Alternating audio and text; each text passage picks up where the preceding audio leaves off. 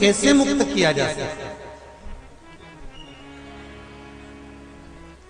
ध्यान से सुनना रे भाई। कई लोग कहते हैं कि श्राद्ध पक्ष आ गया, ये कर लेना चाहिए तो प्रेत योनि से मुक्ति हो जाएगी।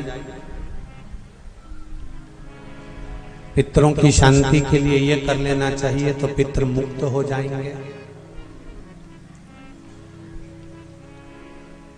पहले तो एक बात अच्छे से समझ लो, पितृ मुक्त नहीं होते, उनकी शांति होती है। क्या होती है? जम के बोलो जरा। उनकी शांति होती है। जब आप किसी तीर्थ में स्नान कर रहे हो, जब आप किसी तीर्थ में हो, स्नान कर रहे हो, पुण्य कर रहे हो, सत्कर्म कर रहे हो, भजन कर रहे हो, कीर्तन कर रहे हो, मंत्र जाप कर रहे हो, तो उसका एक अंश, एक भाग हमारे पूर्वजों के खाते में, हमारे पितरों के खाते में जाता है, उनके खाते में पहुंचता है, ये निश्चित। आपने किसी ब्राह्मण को भोजन कराया, भले अपने पितरों के निमित्त नहीं जिमाया, कोई ब्राह्मण को एक गिलास पानी पिलाया, भले अपने पितरों के निमित्त नहीं पिलाया, पर आपका एक अंश उसके खाते में चला जाएगा। उससे क्या होगा? पितरों की शांति।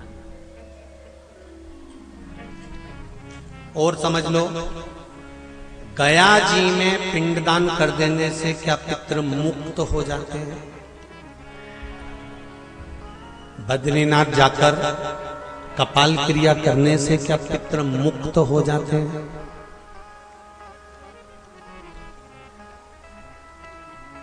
भाई,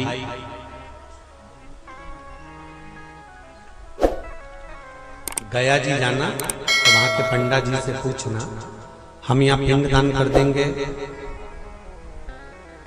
तो क्या वो मुक्त हो गए? पंडा जी कहेंगे, आप अपने पूर्वजों को गया का पिंड देकर, उनका पिंडदान कर कर आप उनको भगवान विष्णु के चरणारविंद में छोड़ गए, पर आप घर जाना तो घर पर जब जब श्राद्ध पक्ष आए तब ब्राह्मण को भोजन जरूर करना। भले तुम धूप मत देना, कौवे का मत निकालना, पर एक काम जरूर करना कि ब्राह्मण भोज कराना। उससे क्या होगा? 16 श्राद्ध में जब हमारे पितरों को, हमारे पूर्वजों को पितृलोक से छोड़ा जाता है, तो वो सबसे पहले जिस घर में रहे होते हैं, जहां उनका पिंड घर में दिया होता है, जहां रहे होते हैं, सबसे पहले वो वहां,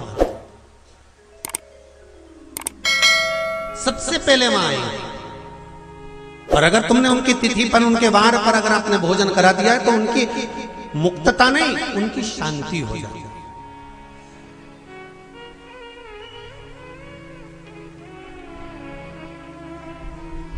पितरों की मुक्ति कैसे? उनकी मुक्तता कैसे? प्रेत योनि की मुक्तता कैसे? तो कहा, जैसे भगवान का नाम लेने वाला व्यक्ति दूसरा जन्म नहीं पाता, उसी तरह भगवान का जो भजन करते हैं, कीर्तन करते हैं, मंत्र जाप करते हैं, या शिव महापुराण की कथा, राम कथा, भागवत कथा, विष्णु पुराण आदि जितनी भी पुराण हम श्रवण करते हैं, हमारे श्रवण करने का एक भाग हमारे पितरों के खाते में जाता है, तो उस कथा के फल से उनकी मुक्ति हो जाती है। उनकी कथा के फल से मुक्तता। प्रेत योनि से मुक्त हो गया धुंधकारी, बिंदुक प्रेत योनि से मुक्त हो गया। काय से हुआ? शंकर का स्मरण, शिव महापुराण की कथा का रसतत्व ग्रहण करना। राम कथा भागवत कथा का मात्र स्मरण करने से, उससे मुक्त था।